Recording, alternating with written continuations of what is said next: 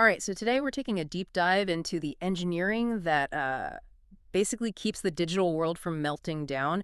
We're looking at the NTI E-Micro-TRHP microenvironment monitoring system. The mission for you is to really get how these remote server closets, these data centers, stay safe without anyone even there. Exactly. These things are the silent guardians of what we call unmanned areas. And we're not just talking about a box that logs a failure after it happens.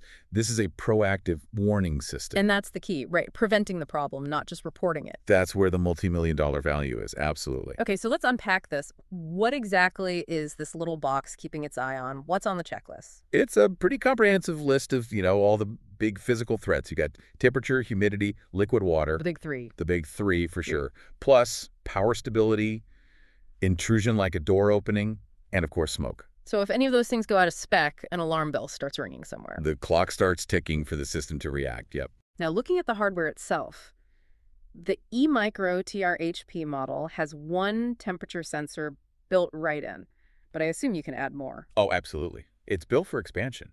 Both models have two RJ45 ports for external temperature or humidity probes, but the really crucial part, for integration anyway, are those two dry contact inputs. Okay, hold on. Let's define that. For anyone who doesn't set these up every day, what's a dry contact input and why is it so important? Yeah, good question. A dry contact is basically just a simple switch input. It doesn't have its own power source. And that's vital because it's the bridge that lets this very modern network device talk to, a very simple old school sensor. Like a door sensor or a rope on the floor that detects a water leak. Exactly that. It's the bridge between basic physical security and the smart network. That makes a lot of sense. So a threat is detected. How does the system scream for help? It sends alerts out pretty much instantly over multiple channels. You've got your standard email, SMS messages through a gateway, its own web page, and critically, SNMP traps. SNMP traps. Okay, another piece of jargon we should probably define. Right. Think of it as a tiny, lightweight message packet. It just shoots a note straight to a central network management system saying, hey, problem over here. Got it. So it plugs into the bigger picture for a large operation. Precisely. And speaking of that, the alerts themselves sound pretty sophisticated. I read it supports 32 standard alerts, but this smart alert feature seems like the real game changer. It is. It's all about fighting what we call alert fatigue.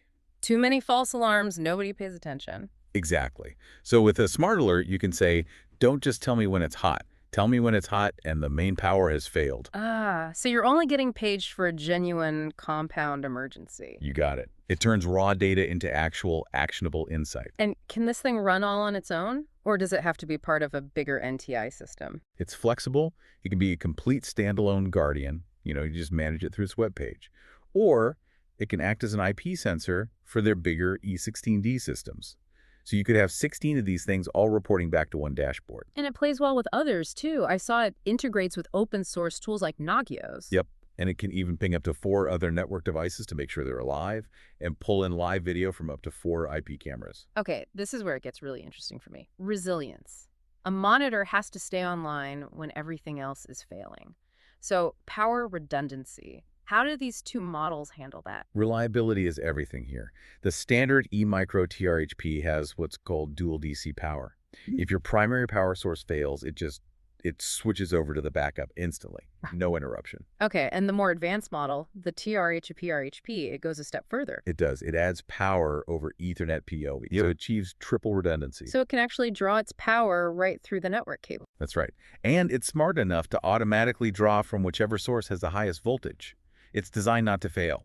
We often gloss over the environmental specs, but the operating range is huge, -4 to 167 degrees Fahrenheit. And the accuracy? It's less than a degree. Why does that half degree matter so much? Because modern servers are tuned so tightly. That extra bit of accuracy means you can get an alert before the air temperature forces a CPU to throttle itself. So it's about maintaining peak performance, not just stopping a fire. It's proactive maintenance, exactly.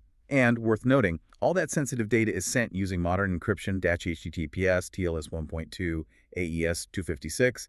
It's secure. So, to sum it all up, what this means for you, the person protecting that gear, is that you get this robust, deeply networked way to safeguard those critical unmanned environments. It is. But this brings up a really interesting question, a bit of a puzzle from the spec sheet itself. The source material lists the MTBF, the mean time between failures for these units. The standard TRHP with dual power is rated for about 648,000 hours. Okay, that's a long time. It is. But the TRHP-RHP model, the one with triple power redundancy, has a slightly lower MTBF, around 628,000 hours. Wait, so the one with more protection is predicted to fail slightly sooner. Exactly. So the question for you to mull over is, why would adding more component complexity, even for redundancy, result in a marginally lower overall reliability rating? It's a classic engineering trade-off.